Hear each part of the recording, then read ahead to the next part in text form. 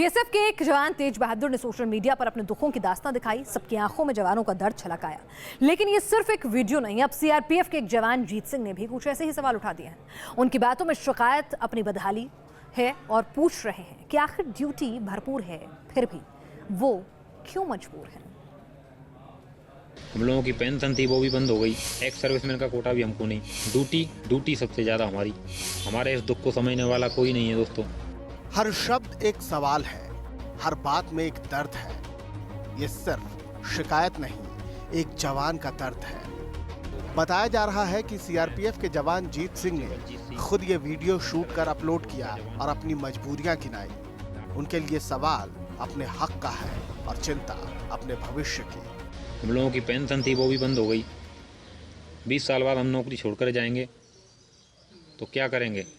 Ex serviceman का कोटा भी हमको नहीं, कैंटीन की सुविधा हमको नहीं, मेडिकल की फैसिलिटी हमको नहीं। ड्यूटी सबसे ज़्यादा हमारी। आर्मी को जितनी फैसिलिटी मिलती है हमें उससे कोई एतराज़ नहीं, मिलनी चाहिए। लेकिन हमारे साथ इतनी भेदभाव क्यों? हमको भी तो मिलनी चाहिए। जुबान पर बेशुमार दर्द की दास्तान है। जीत को ऐतराज सेना की सहूलियतों से नहीं, उसे इंतजार अर्धसैनिक बलों की दिक्कतों के दूर होने का है। इसलिए वो गुहार लगा रहा है देश के प्रधानमंत्री से। ना जाने कितने ही सरकारी स्कूल और कॉलेज हैं जिनके अंदर बैठे टीचरों को आप 50-60 हज़ार रुपये महीने की पे दे रहे हो, और उसमें साल में ना जाने कितने दिन हर त्यौहार वो लोग घर में रहते हैं, घर में मनाते हैं। और हम लोग कोई छत्तीसगढ़, कोई झारखंड के जंगलों में, कोई जम्मू कश्मीर के पहाड़ियों में पड़ा रहता है। ना ही इसको कोई वेलफेयर मिलता है, ना ही समय से छुट्टियां मिलती हैं। हमारे इस दुख को समझने वाला कोई नहीं है दोस्तों। क्या हम लोग इसके हकदार नहीं हैं? सोशल मीडिया के शोर शराबे के बीच जब जीत का वीडियो सामने आया तो सबसे खास बन गया। इस जवान के दर्द के साथ सीआरपीएफ वाले भी नजर आते हैं। बस ऐतराज यूं सबके सामने शिकायत पर है। हर एक आदमी अपने अपने बेटरमेंट के लिए मांगता है, लेकिन उसको इतना बड़ा मुद्दा बनाना ठीक नहीं है ताकि everybody is speaking about it, everybody is this is sincerely this is a problem with everybody wants a better life, but that need not become an issue like this. कभी जंगलों में, कभी पहाड़ों पर ये जवान आपके और हमारे लिए दिन रात जंग लड़ते हैं। वो जागते हैं ताकि हम सो सके, लेकिन उनकी नींद की खामोशी में भी इतनी बेचैनी है ये शायद ही हमने कभी सोचा हो। अब एक के बाद एक वीडियो सामने आ रहे हैं तो देश जाग रहा है, पर सवाल तो वही है कि क्या इन जवानों का दर्द दूर होगा। न्यूज़ नेशन तक एक संदेश पहुंचा।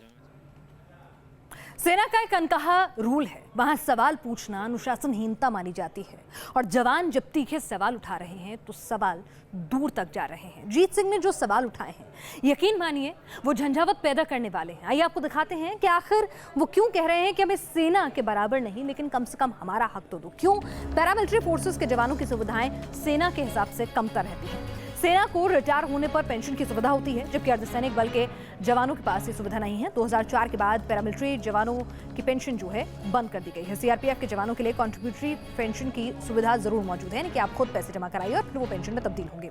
सेना से रिटायर्ड जवानों को दोबारा काम करने के लिए केंद्र राज्य सरकार तमाम रियायतें मुहैया कराती है। कुछ पदों में आरक्षण, उम्र और डिग्री में छूट के अलावा कई अलग सुविधाएं हैं। लेकिन अर्धसैनिक बलों के जो भी रिटायर्ड जवान होते हैं उनके पास कोई सुविधा नहीं है। सेना में कैंटीन का अलग डिपार्टमेंट होता है, सीएसडी। इसमें सामान काफी सस्ता मिलता है। अर्धसैनिक बलों के लिए भी कैंटीन होती है, लेकिन उनकी संख्या बेहद कम है और सामान भी कम। सेना के अस्पतालों में इलाज की ज्यादा सुविधाएं हैं जो कि मुफ्त मिलती हैं। इसी तरह पैरामिलिट्री फोर्सेस में भी मेडिकल विंग तो होता है, रीजनल जोनल सेंटर होता है, लेकिन अस्पताल उतने नहीं होते हैं। रिटायरमेंट के बाद महज 300 रुपए का भत्ता मिलता है। रिटायर्ड जवानों का इलाज भी मुफ्त होता है। अवकाश के नियम की बात करें तो सेना के अफसर को 20 जवानों को 30 दिन की कैजुअल लीव मिलती है।